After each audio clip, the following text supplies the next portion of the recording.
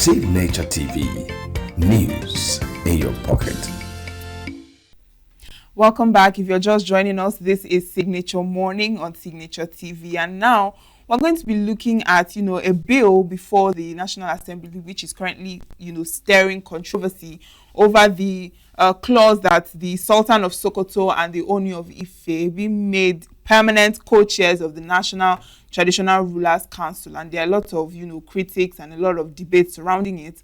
So we're going to be looking at the issue of upgrading positions of some traditional rulers in Nigeria Traditional Rulers Council with Dr. Stanislaus Okeje, an economist and a policy scholar. Thank you for joining us this morning. Good morning, sir. Thank you very much, and good morning. Yes. So first of all, I'd like to know, what are your thoughts on this, this clause, this idea of making the Sultan of Sokoto and Oni of Ife co-chairs, permanent co-chairs in the Traditional Rulers Council? Well, it's one of the outcomes of developmental challenges in Nigeria. You are either modern or you are ancient. I know there is a hymn book that is called Ancient and Modern. But in reality, you need to choose what you will want to be. Like the judge, Joshua, told the people of Israel that today you should choose who you should serve. I and my family, we have decided to follow the God that released us from Egypt. If we want traditional rule, why would we bother with the Senate? Because every town, at least among the Igbos, have their village meeting and town meeting. They could govern. What is it that traditional rulers need to do that they are not doing? Because a traditional ruler is created by tradition. Nigeria was not created by tradition. It was created by some Europeans, one gold. Now we have accepted that Nigeria as a state should exist. But within the Nigerian state, there are multiplicity of nations. So Nigeria is not a nation, it's a country of different nations. Why do you want to bring the traditional rulers together at an aggregate level and then talk about chairmanship and co-chairmanship? But it's all part of the politics of dominance in Nigeria. Politics ought to be regulated, but in Nigeria it's still in the making. It is you can call it the art of the possible. Anything that people can do, they do it regardless of the rules. Yes, but at the same time, they said that the idea behind that is, in terms of security in the local areas where these traditional rulers are in charge of. And they also mentioned that they used to be part of, the decision making before the 1999 Constitution came into existence. Those are imaginary thoughts. Like I come from a village. I have a village. In fact, let us begin from the beginning. Nigeria is a country of native people. I know there are some migrants who have come into Nigeria, but majorly, Nigerians are native people. If you take a place like Edo, the Oba of Benin, had been exercising power. But the British attacked Benin and looted their treasures and conquered them. So do we want to go back to that area? If we want to go back, fine. But I talked about dominance. People who have influence are using the federal government to replicate their kind of traditions across the country and then exercise influence over everybody. Like in Igbo land, we didn't have traditional rulers of the type that we are calling Igwe now and Eze. Only few towns like Onitsha and Asaba had it, and they copied it from Benin. Now, using after Gowon was overthrown, Murtala Mohammed, those who are from the north, introduced it as what they called reform of the local government system to have a uniform local government system throughout the country. But the traditional ruler of a town is not part of governance. I mean, the modern governance. But they have imposed it. And of course, our people went into overdrive. Everybody was struggling to be traditional ruler. Most towns now have experienced instability and insecurity because of the struggle to be traditional rulers. In Imo State, you cannot now say how many towns there are. Imo and Abia. It's only Anambra that has maintained the number of towns that we knew in the 1960s. Like Oka is still Oka. Amobia is still Amobia. Ekulobia is still Ekulobia.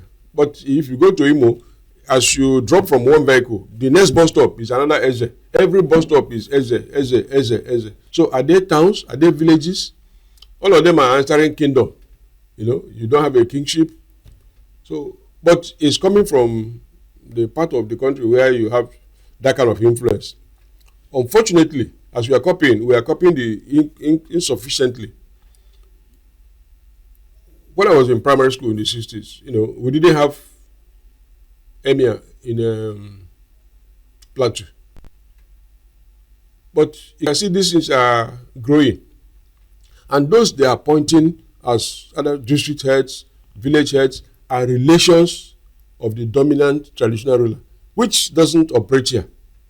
So why are we struggling? The police is not controlled by traditional ruler. The army is not controlled by traditional ruler. Even the traditional rulers in the southeast, they are not funded by their towns.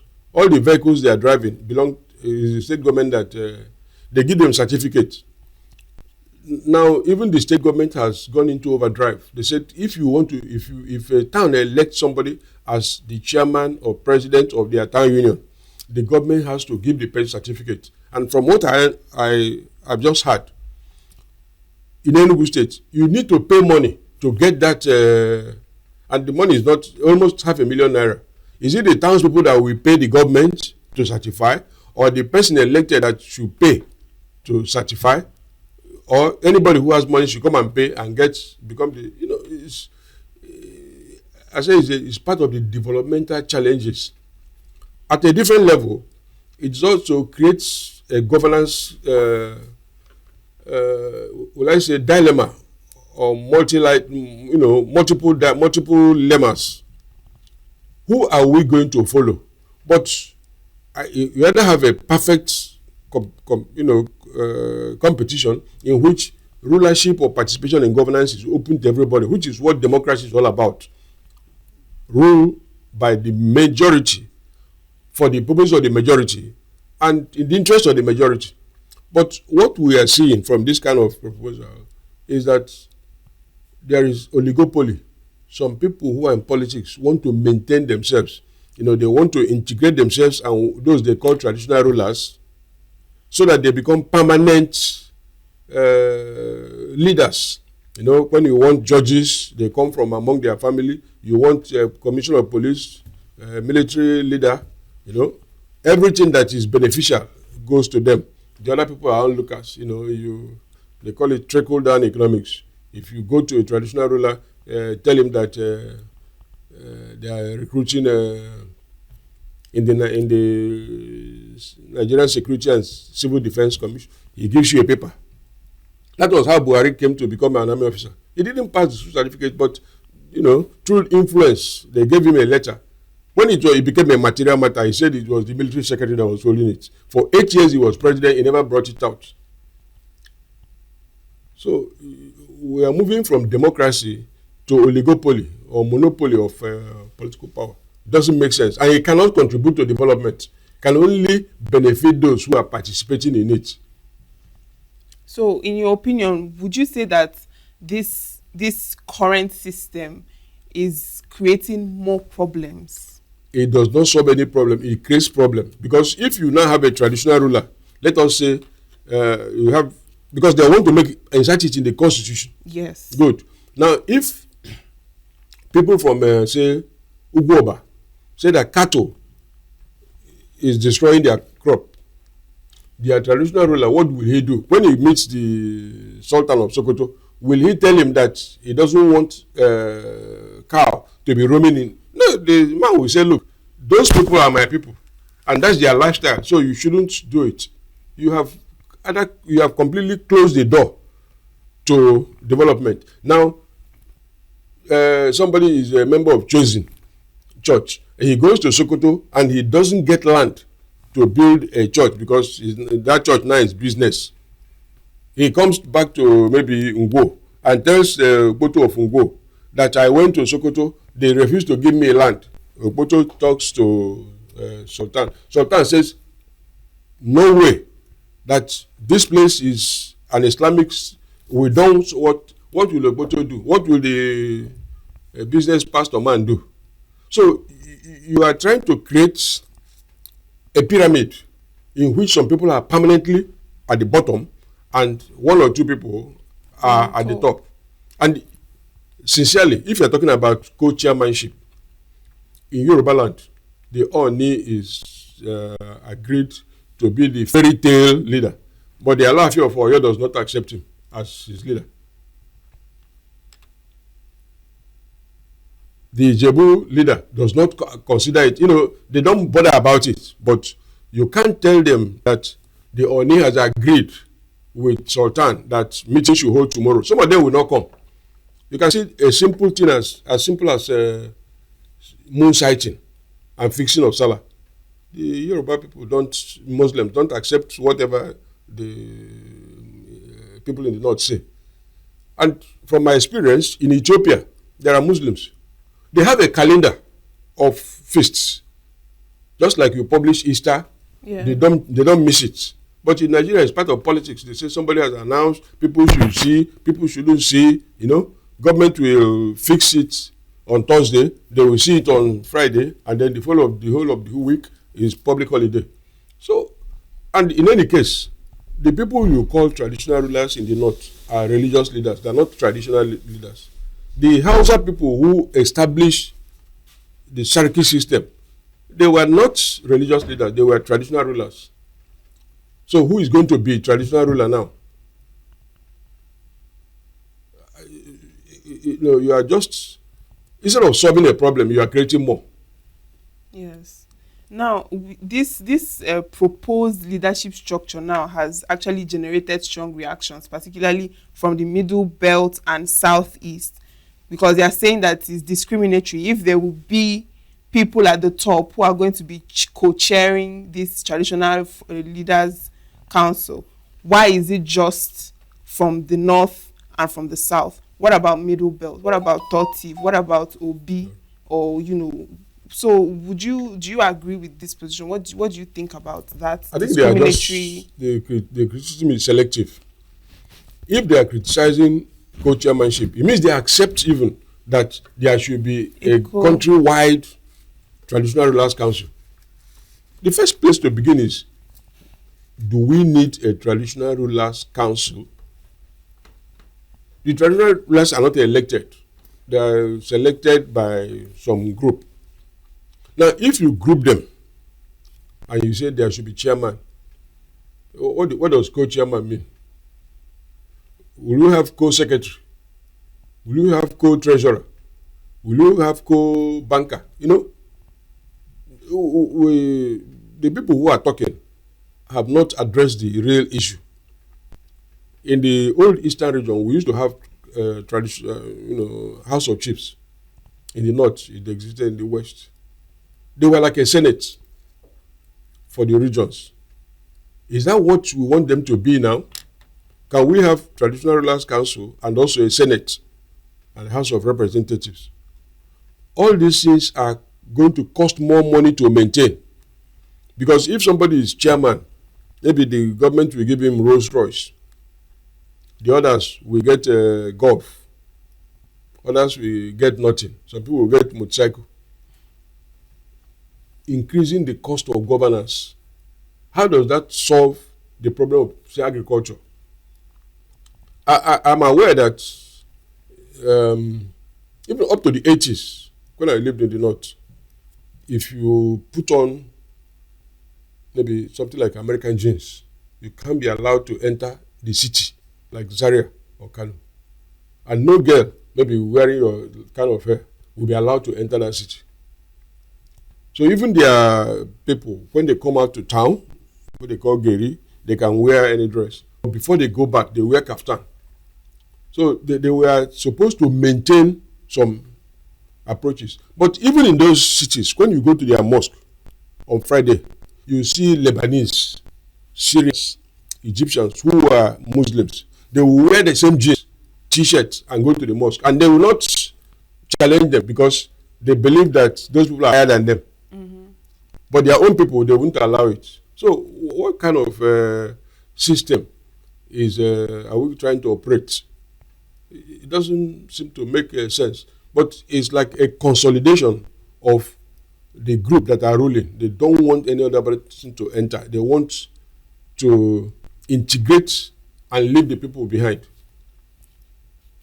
Yes. So now, should this bill be passed into law from, a federalism standpoint or even inclusion generally? What would you say are the risks of giving permanent leadership roles to monarchs from just two of the ethnic groups? Well, I think they want to make permanent what we have been observing.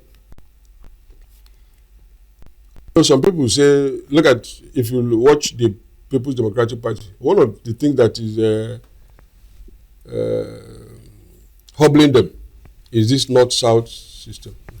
But before the overthrow of the First Republic, there were 4 regions. Anytime you allow North-South, if you think in that, you are creating a dichotomy and you cannot have unity. If you follow the politics of APC, the vice president, Shetima, is a Kanuri. In the north, they don't consider him to be coming from a very strong area. But the Kanuri have been Muslims. They have had an empire long before even the Fulani jihad or caliphate. And they couldn't conquer them. And the Kanuri influence extends to Chad and Cameroon. The Fulani that is in Adamawa are not related to the ones in Sokoto. And that's why Atiku is having some problem. Of course, the Hausas are there. Interestingly, as you have just pointed out, the Middle Belt people will say, but the person sponsoring it is from Plateau, Simon Lalong. You see, it's an integration. Go and do this so that we can put you in the field. The chairmanship of APC has been given to somebody from Plateau too. So it's naked. But if you're asking the question, people from different ethnic groups or nations within Nigeria were there when the thing was read. And they allowed it to pass. So it's a deal. But what I'm saying is that it will come to naught. It will not add. They are already enjoying the privileges because this North-South swing after the 2011 election, because some people don't know the benefit of Goodluck Jonathan's rule. He was the person who brought some science to the organization of elections. First of all, he made sure that the electoral register had some integrity. After the election, I think Ribadu ran under Action Congress and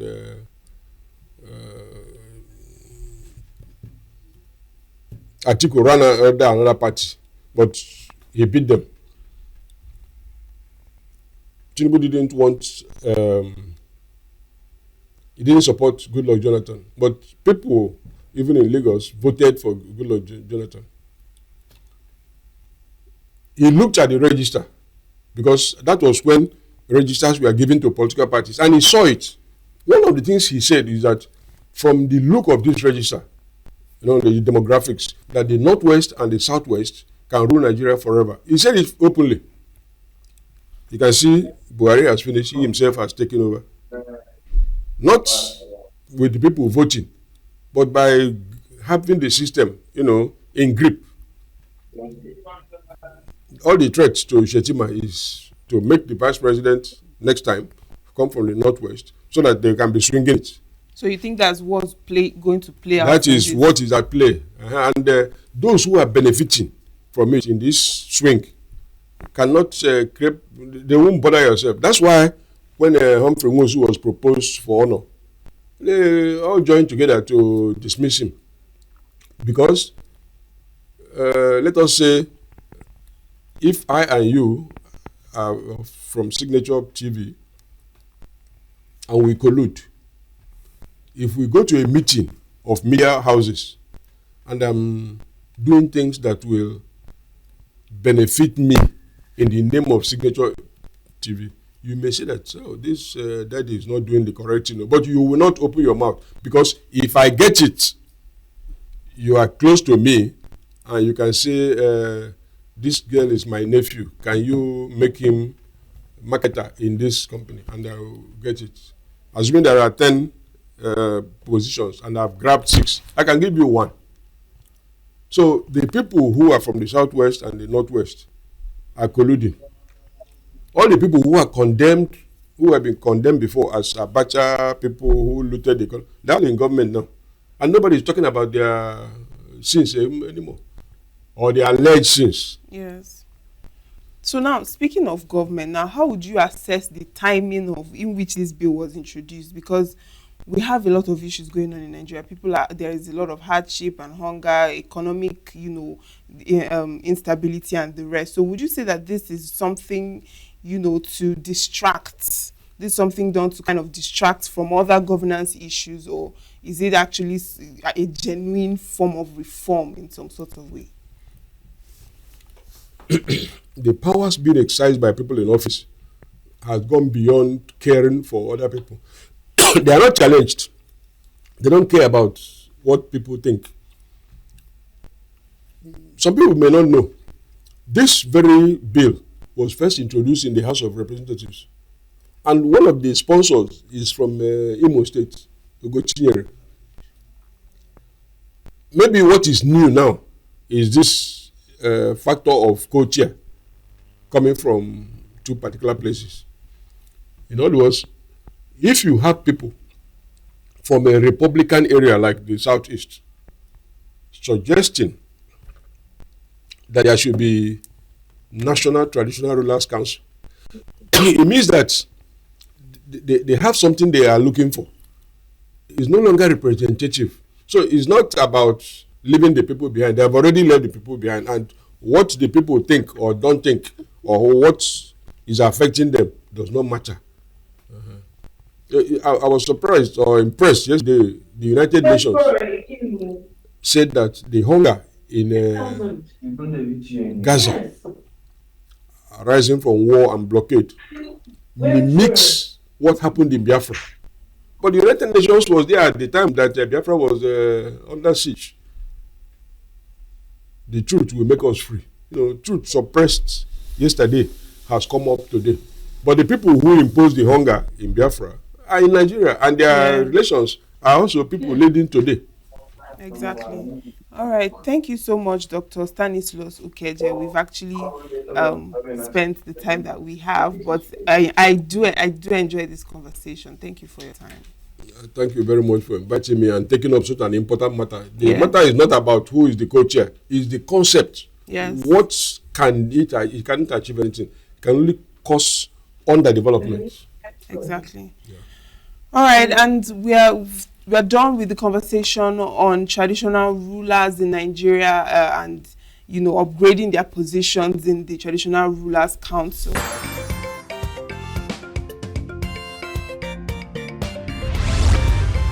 Signature TV, news in your pocket.